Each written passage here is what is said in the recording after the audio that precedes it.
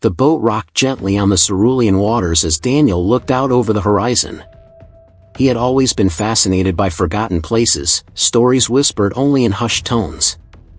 And Siquijor. Siquijor was unlike any other. Locals called it the Island of Fire, not for its warmth, but for the eerie glow that once rose from its shores, back when Spanish sailors first saw it. A place of healers and hexes. Of faith and fear. Daniel was a documentary filmmaker. He had traveled through Malaysia, Thailand, even deep into the jungles of Borneo. But it was in a dim cafe in Cebu that he first heard the story, told by an old man missing 2 fingers. "There's a stone statue," the man whispered, his voice raspy and low. "It's not in any guidebook. No signs. But it's real. They say it cries at night. And whoever looks into its eyes sees their own death." Daniel had laughed at the time, brushing it off as another exaggerated folktale. But something about the man's eyes, the way they didn't blink, the way his voice trembled, stayed with him. Now, as the boat docked at the shore, Daniel felt the warm, grainy sand beneath his shoes. The island was quiet. Too quiet. Chickens wandered lazily through narrow roads. Children played in the shade of old mango trees. But everyone avoided eye contact. He introduced himself to a woman selling fruit. "Do you know about a stone goddess? A statue, maybe, in the forest?" The woman froze. Her smile vanished. "You shouldn't ask about that," she said in perfect English, though her voice was tight. "The land remembers. It listens. And it doesn't like to be disturbed." Before he could respond, she turned away, muttering a prayer under her breath. Daniel pressed on. He wasn't here for legends. He was here for footage. Proof. Something real. And yet, the island already felt alive. Watching. Waiting. Daniel stayed at a small homestay on the edge of the island. The house was built from weathered wood and woven palm leaves, perched on stilts above the damp earth. His host, a quiet man named Tito Andres, said very little, but his eyes said everything. That night, Daniel reviewed his gear. Camera, batteries, drone, audio recorders.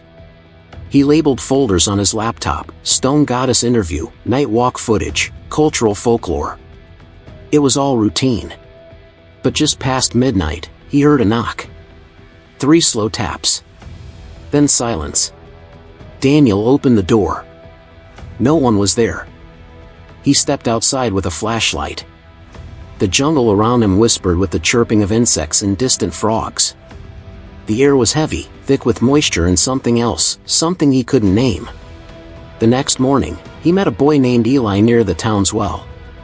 Eli was maybe 12, wearing a faded red shirt and chewing on sugarcane.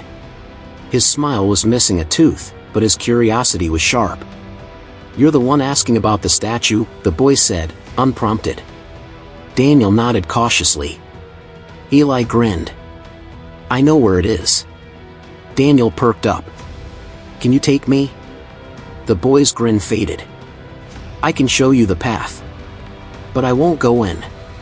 "Why not?" Eli glanced toward the treeline, then whispered, "Because the trees remember the dead." They set off that afternoon. Eli led him through winding dirt paths and past abandoned shrines. Old offerings of dried flowers and melted candles lined the roots of ancient trees.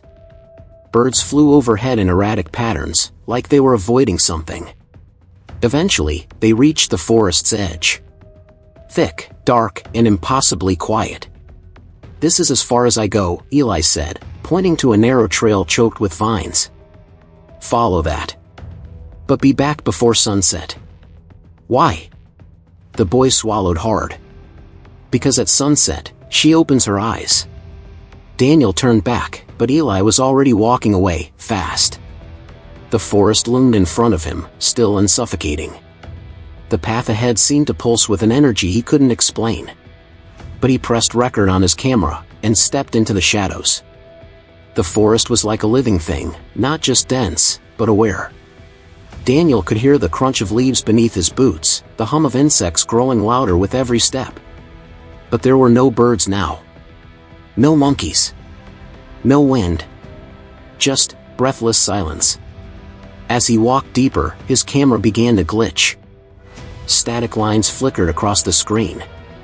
He checked the lens. Clean. The battery? Full. He kept going. The path twisted, dipped, and curved like it was trying to confuse him. After what felt like an hour, maybe more, the trees began to thin. And then, suddenly, he saw it. A clearing. At its center stood the statue. About 6 feet tall, carved from dark volcanic stone. It was worn by time, moss creeping over its base. But the figure was unmistakable, a woman, draped in robes, hands clasped together as if in prayer. But what struck Daniel most were the eyes.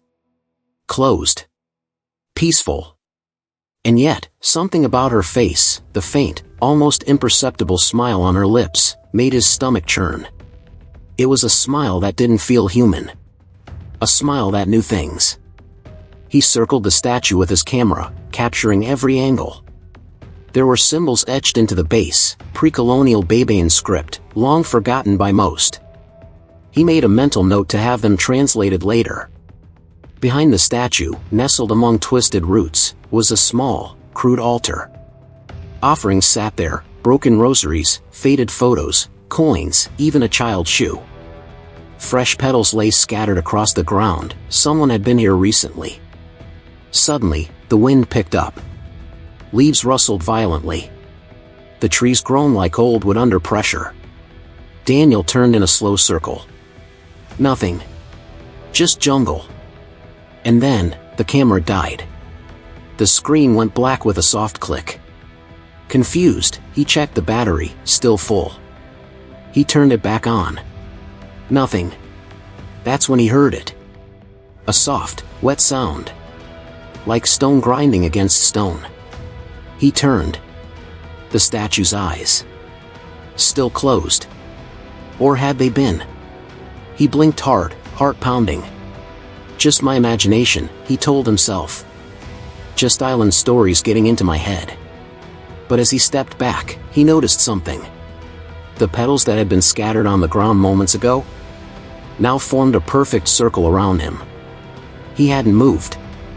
Something else had. Daniel stepped backward, breaking the circle of petals with the toe of his boot. A sudden chill swept through the clearing, though the sun still shone faintly through the canopy above. Every instinct screamed at him to leave, but curiosity kept him rooted in place. He tapped his camera again. Nothing. Then he heard whispering. Faint. Disjointed. Like dozens of voices carried on the wind, each saying something different, in a language he couldn't understand. The sound seemed to come from everywhere and nowhere at once. He spun around. The jungle was still. Then, movement. Not in front of him. Not behind. Above. Eyes. Not human. Not animal. Just a glimmer. A shimmer. Watching. He stumbled back, breath shallow, hand reaching for his phone to record something, anything. But the screen was frozen. Unresponsive. Dead. The altar beside the statue began to rattle. Gently at first, then violently. Coins spilled. The child's shoe rolled forward, stopping by Daniel's foot. And then the petals, they moved again. Not from wind. From intention. They twisted into a spiral, pointing toward the jungle trail behind him, like a warning, or a path out. Daniel had filmed many things in his career, but never had he felt this exposed. This small. He reached into his bag and pulled out the emergency audio recorder, an old, analog one. Battery-powered. As soon as he hit record, the whispering stopped. Silence. Dead and complete. Until he whispered into the recorder. Subject located. Stone figure approximately 6 feet. Unknown origin.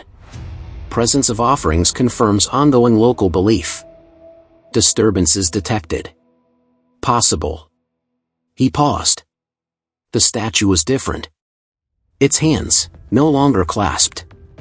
They now hung open at its sides. His voice faltered. Possible. Snap. A branch broke just inside the tree-line. He turned. Nothing there. Snap. Another. Closer. He backed toward the path. Leaving the site. We'll return later with backup. But even as he said it, he knew.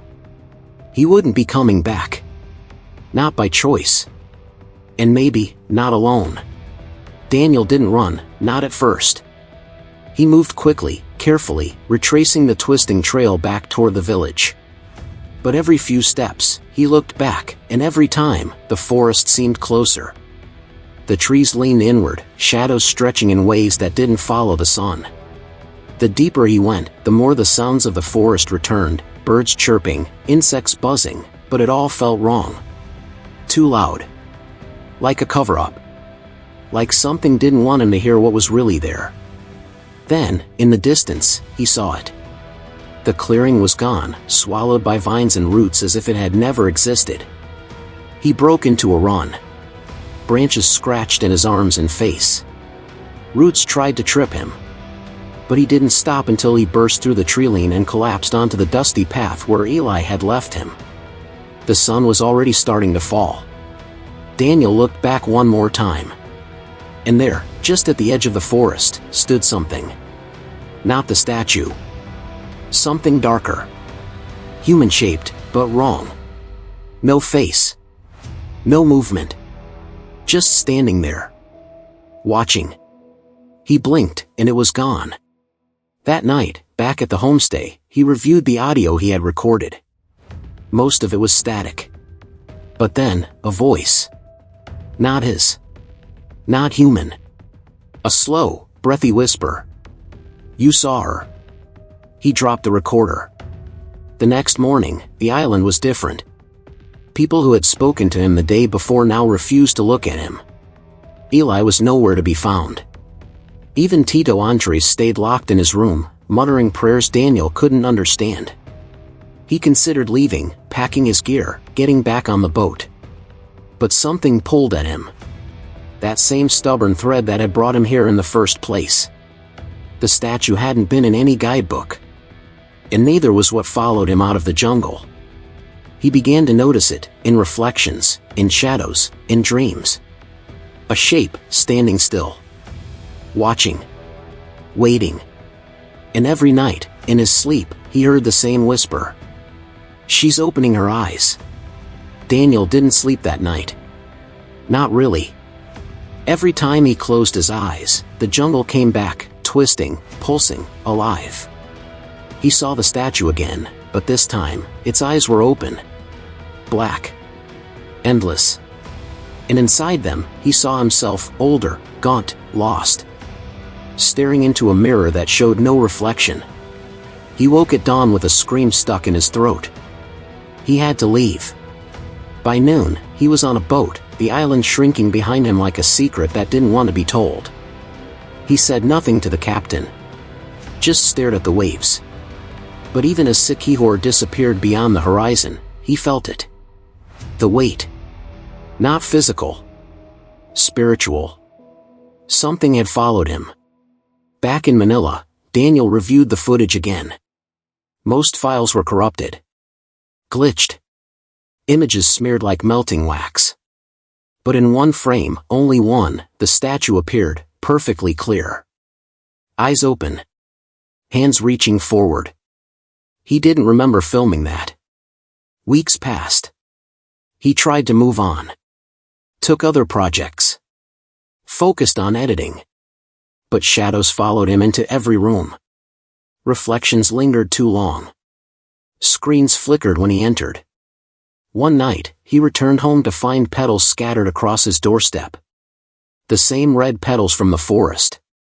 He hadn't told anyone about them. No one knew. That's when he understood. He hadn't documented the curse. He'd inherited it. The final entry in his field journal read, "Whatever lives in that forest is older than any god we've named. She is not stone. She is not a statue. She waits. She watches. And when you see her eyes, she never forgets you. Daniel was never seen again. Some say he vanished on a night with no moon, leaving his gear untouched and the recorder playing that same whisper on a loop. She never sleeps. She never blinks. And now, neither do you.